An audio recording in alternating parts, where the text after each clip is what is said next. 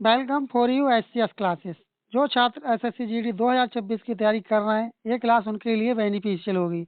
इस क्लास में 20 जीके के प्रश्नों को लिया गया है, जो कि इसी क्लास से आपके लिए 1 से 2 क्वेश्चन मिलेंगे। और इसका सबसे बड़ा फ़ायदा ये होगा कि 2025 में एसएससी जीडी में किस तरह के प्रश्न पूछे गए थे, ये भी आपको सीख मिलेगी। तो चलिए शुरू करते हैं प्रश्नों की श्रृंखला के लिए। पहला प्रश्न अपना आ चुका है। इसमें पूछा गया था, भारत के निम्नलिखित पड़ोसी देशों में से कौन सा देश धर्मनिरपेक्ष है? तो आपका जवाब हो जाएगा नेपाल। अब आपको इसमें बताना है कि मालदीव की राजधानी क्या है। हो सकता है आपसे पूछ ले कि मालदीव की राजधानी क्या है। तो चलिए बढ़ते हैं अपने अगले प्रश्न की तरफ। अगला प्रश्न है कि निम्नलिखित में से कौन सा निकाय भारत के किसी भी राज्य का नाम बदलने के लिए प्राधिकृत है? तो ये आपका पॉलिटी का प्रश्न है, क्योंकि पॉलिटी भी पूछी जाती है। तो आपका सही जवाब हो जाएगा संसद।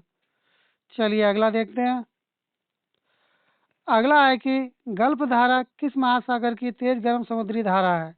तो आपका जवाब हो जाएगा अटलांटिक महासागर। चलिए अगला देखते हैं। अगला प्रश्न है कि आधुनिक अर्थव्यवस्था में सेवा उद्योग क्यों महत्वपूर्ण है? तो ये किस लिए महत्वपूर्ण हो जाता है? यह आर्थिक विकास में सहायक गतिविधियों के प्रावधान में मुख्य भूमिका निभाता है। चलिए बढ़ते हैं अपने अगले प्रश्न की तरफ।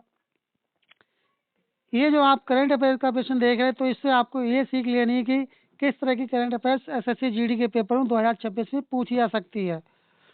2023 में AIFF फीफा फुटबॉल अकादमी भारत के किस शहर में शुरू की गई? तो ये की गई थी भुवनेश्वर में। तो इस तरह से आपका भुवनेश्वर हो जाएगा। तो इससे आप ओवरऑल आइडिया लगा सकते हैं कि स्पोर्ट्स से संबंधित प्रश्न अवश्य पूछे जाते हैं।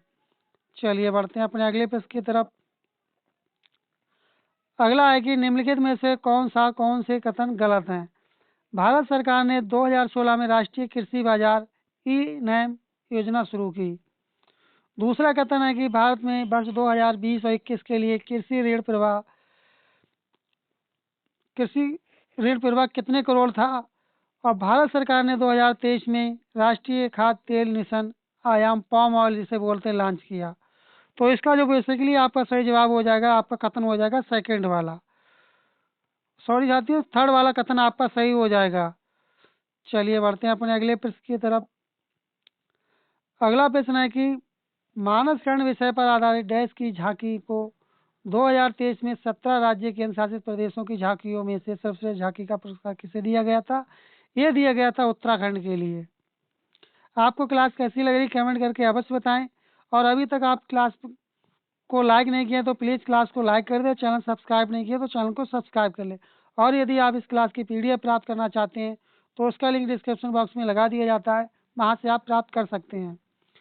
त्रावणकोर के राजा स्वाति तिरुनल के संरक्षण में 19वीं शताब्दी से कौन सी नृत्य शैली विकसित हुई थी?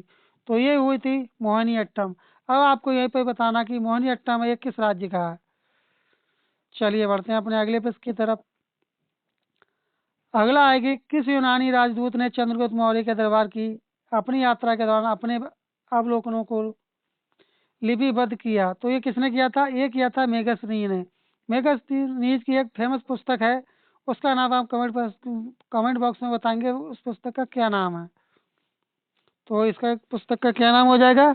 भाई पुस्तक इनकी है इंडिका। क्या हो जाएगी? इंडिका पुस्तक। हो सकता है आपसे ये पुस्तक के बारे में पूछ लिया जाए 2026 के एसएससी जीडी के पेपर में। चलिए अगला देखते हैं। अक्टूबर 2024 तक की स्थिति के अनुसार परमाणु ऊर्जा विभाग के सचिव कौन है? 24 के अनुसार पूछा है, तो इससे आप ये सीख लेंगे कोई भी नई नियुक्ति हो या कोई भी सचिव चुना गया हो तो उससे संबंधित प्रश्न बन सकता है। चलिए अगला देखते हैं।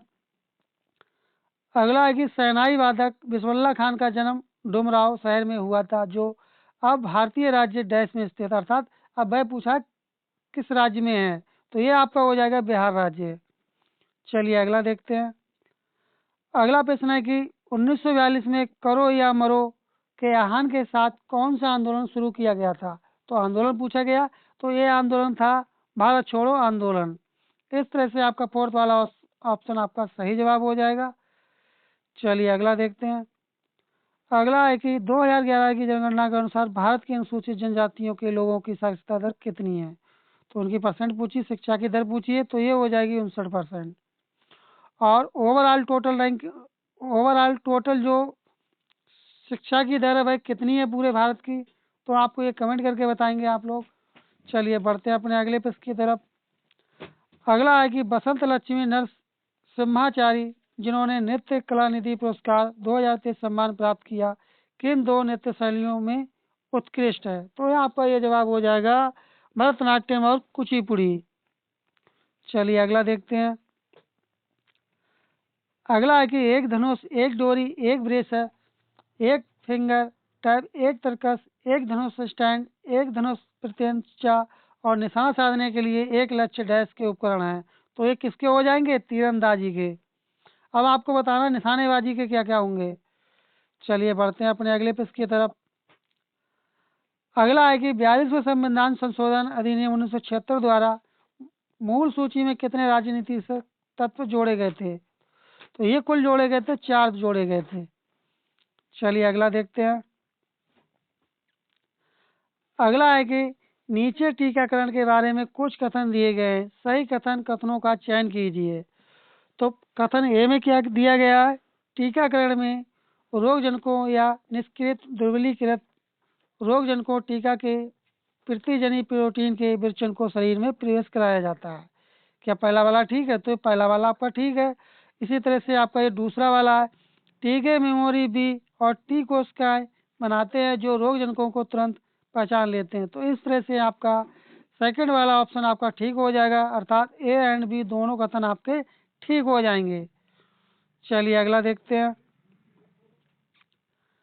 अगला प्रश्न है कि निम्नलिखित में से कौन सा तत्व यूरिया में मौजूद होता है।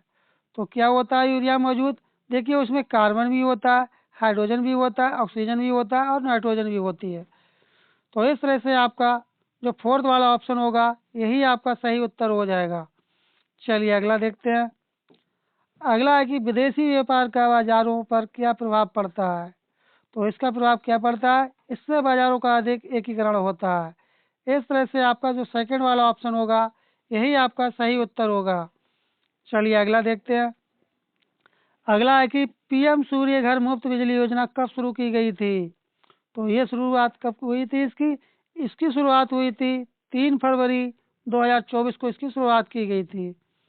तो इस क्लास से आपके लिए कितने प्रश्नों का आपका सही जवाब हुआ, आप कमेंट करके बताएंगे आपने कितने प्रश्नों का सही जवाब दिया। और अभी तक आप क्लास को लाइक नहीं किए तो प्लीज़ क्लास को लाइक कर लें, चैनल सब्सक्राइब नहीं किए तो चैनल को सब्सक्राइब कर लें। और यदि आप इस क्लास की पीडीएफ प्राप्त करना चाहते हैं तो उसका लिंक डिस्क्रिप्शन बॉक्स में लगा दिया जाता है, वहाँ से आप प्राप्त कर सकते हैं। और इसके बाद में जो अपनी नेक्स्ट क्लास होगी प्रीवियस ईयर के क्वेश्चन 2025 की, उसमें आप लोग हिंदी के प्रश्नों को आप लोग लगाएंगे।